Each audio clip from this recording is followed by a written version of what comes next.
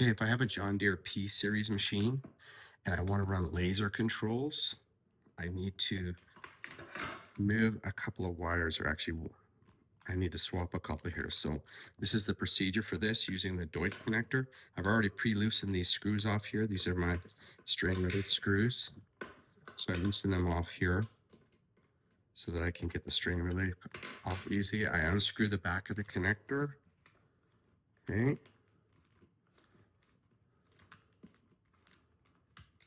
I pull this back, pull all of this back. I look inside here, and what I'm looking for is L and P. You're going to see some loose wires in here. Those are just because we have every possible wiring configuration included in these connectors. So all I do is I look down inside the connector, and it might be best for me, for visibility's sake, just to pull some of these spare wires. Again, these wires don't hurt anything. They're just sense wires for other brands of machines. We had to try and think of every possible thing. That's why we had several releases on this product, because everybody's machine is different. It's not the Bobcat stuff. That only took us a couple of years. It was all of this. So what I'm looking for, if I look down inside this connector, I'm looking for my L and my P, and I'm just going to swap them. And I'm going to use the tool that came included with my kit. And I just look down inside here, and I'm looking for the green with a black stripe in the L position. So there's J right there. So J is the pink with a white stripe. And I just slide my tool down, and it slides all the way down. And you see how it comes all the way almost to the flush with the unit here. Okay, that means it's ready to go. Now I can pull this out a couple different ways. I can just slide this into here and just give it a little pull, and out it comes. So that's J. And now right next to it is K. So on the other side there is L. And so now I'm just going to reach down inside there. And that's the black with a white stripe. See that? I pop it down. Same thing. Just making it difficult. Here it comes. Okay, and that's it. So now I'm going to put the black with the white stripe.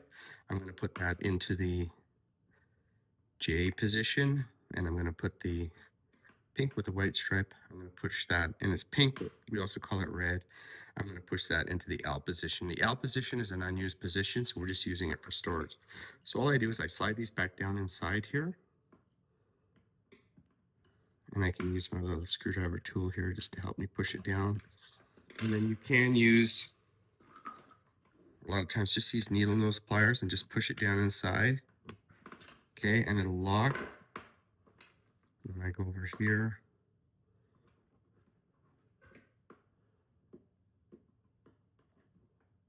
Push this down inside.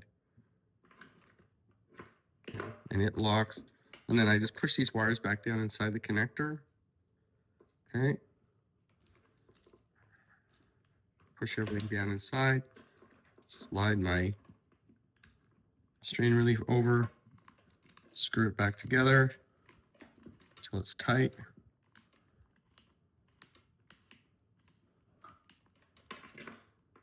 Tighten these screws back down again, and we're ready to go. Now I'm using my shift set of instructions when I'm operating this. And it's so the controls are going to work a little bit differently, but it's good to go. If you have this style of connector, which is the Amphenol instead of the Deutz, it's the same output.